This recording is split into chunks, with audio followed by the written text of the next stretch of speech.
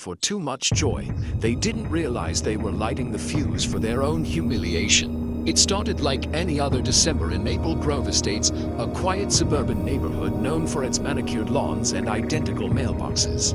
Every year, Ethan Miller decorated his home with bright, cheerful holiday lights, nothing outrageous, just a celebration of the season. But this year, something changed. A new HOA board had taken over, led by a strict president named Cheryl, who believed uniformity was the key to beauty. 2 days after Ethan finished hanging his decorations, a glowing reindeer, twinkling icicles, and a few candy canes in the yard, he received a letter taped to his door. The HOA had issued him a $500 fine for excessive and disruptive lighting. According to them, his display violated community brightness standards. Ethan was stunned. His lights weren't any brighter than previous years, but Cheryl's leadership had turned the HOA into a rule-obsessed machine. Neighbors whispered about it during morning walks. Some laughed, others stayed quiet, afraid of becoming targets themselves. Ethan felt humiliated, but more than that, he felt angry. He had paid his dues, followed the rules, and brought a little joy to his street every winter, and now he was being punished for it. That night, as he sat in his garage staring at the boxes of lights he hadn't used yet, an idea started to form. If they thought his decorations were too bright now, they hadn't seen anything yet. The fine wasn't going to break him, it was going to fund his revenge. He started researching light controllers, synchronization software, and outdoor speakers. He spent the next few nights sketching plans and ordering supplies online. What began as frustration slowly turned into excitement. He wasn't just going to decorate, he was going to create a spectacle. By the time the week ended, Ethan had everything he needed to turn his house into something unforgettable. The HOA wanted uniformity. He was about to give them chaos, beautiful, musical chaos. As the sun set on that cold December night, he smiled, plugging in the first test string of lights. The soft glow reflected off the HOA's letters still stuck to his fridge. He looked at it one last time and laughed. The Battle of Maple Grove's holiday lights had officially begun. Ethan worked in secret for a week. Each night, after the HOA patrols ended, he installed new strands of lights, testing them with carefully coded sequences. By the weekend, his modest yard had transformed into a technical masterpiece. There were thousands of LED lights wrapped around trees, lining the driveway and outlining every edge of his home. When December 15th arrived, Ethan was ready. He posted a small sign at the edge of his lawn, tuned to 92.3 FM for a holiday surprise. At PM sharp, the lights flickered to life. Then, with perfect timing, they pulsed in sync with carol of the bells blasting through the radio. The trees danced in waves of color. The reindeer flashed to the beat. Even the windows lit up in rhythm. Within minutes, cars began slowing down. People parked along the street, some filming the show on their phones. Children pointed, laughing in amazement.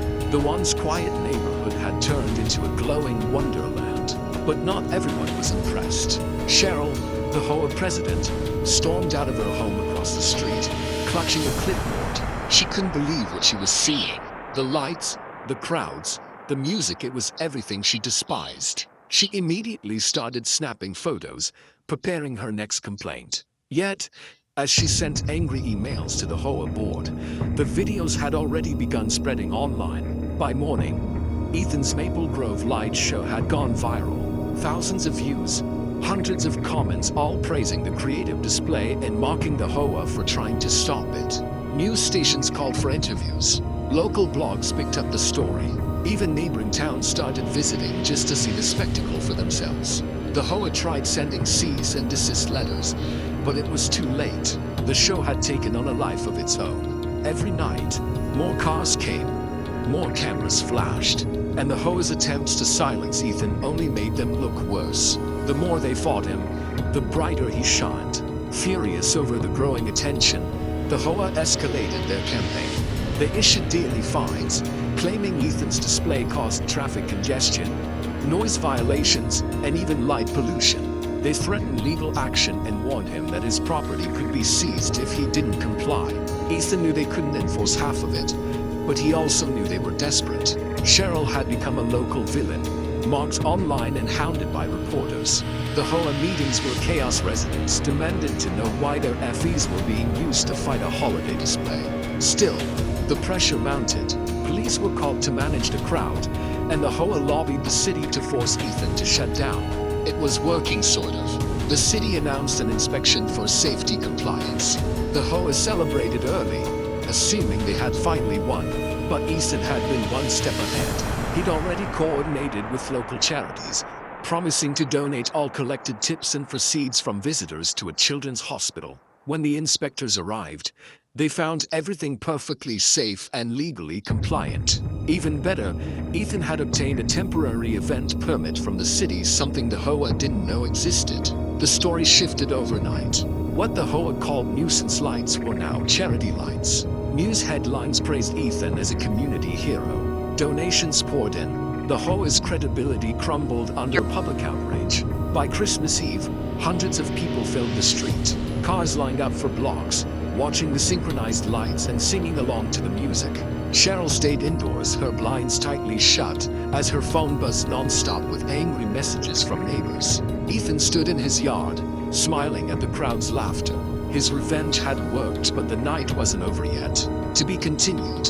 Christmas night arrived, and Ethan prepared one last show, the finale. He programmed a brand new sequence, one that started quietly with slow, warm glows and built into a massive crescendo of color, sound, and light. As the final song began, a drone camera hovered above, streaming everything live online. The display was spectacular: snowflakes projected on rooftops, lights rippling like waves, music echoing through synchronized speakers. Then, just before the grand finale, a new message appeared in lights across the house front. Happy holidays from Maple Grove even to the HOA. The crowd erupted in laughter and applause. Cameras flashed, horns honked. Cheryl, watching from her window, knew it was over. The HOA's authority had been humiliated in front of thousands. By the next day, the board resigned. A new group of residents voted in, people who valued community and joy over rules and control. Ethan's display became an annual tradition, one that brought families together every December. As for Ethan, he never paid another fine. Instead, he received a plaque from the city honoring him for spreading holiday cheer. The HOA had tried to dim his lights, but he ended up lighting the entire town. And that, as the internet would later call it, was the brightest revenge ever.